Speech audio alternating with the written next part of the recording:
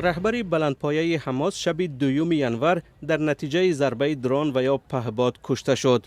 صالح آروری عضو دفتر سیاسی حماس و از بنیادگذاران شاخه نظامی آن بود.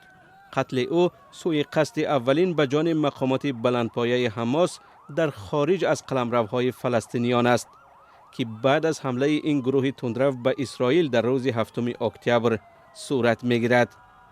نشانه از گسترش جنگ میان حماس و اسرائیل نیز هست. مقامات اسرائیل قتل آروری را مستقیم شرح ندادند، ولی گفتند که آماده همه گونه سناریوها در جنگ هستند. خبرگزاری دولتی لبنان گفت که درون یا پهپاد به دفتر حماس در بیروت ضربه زده است. بنا به گزارش‌ها محافظان آروری و چند لبنانی دیگر هم کشته شدند.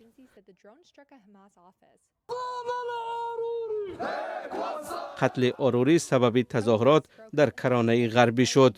نجیب میقاتی نخست وزیر موقت لبنان حمله را یک جنایت نو اسرائیل نامید و گفت که هدف آن کشیدن لبنان به جنگ است. او همچنین از مقامات کشورش خواست که رسما به شورای امنیت سازمان ملل شکایت کنند. سخنگوی دبیر کل سازمان ملل ضربه را فوق‌العاده نگران کننده خواند. بنابر شدت گرفتن تنش‌ها و افزایش کننده منطقه، ما از تمام طرف‌ها می‌خواهیم تا حد ممکن خویشتن‌داری نشان دهند. ما هیچ گونه شتاب و شتابکاری نمی‌خواهیم که سبب افزایش خشونت شود.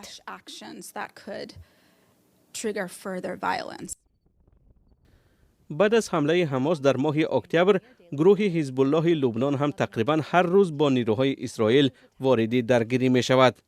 از آن زمان تا کنون در حمله های اسرائیل 100 جنگجوی حزب الله و 10 غیر نظامی کشته شدند. این سازمان در یک بیانیه رسمی گفت که حمله اسرائیل بی پاسخ و یا جزا نمی ماند.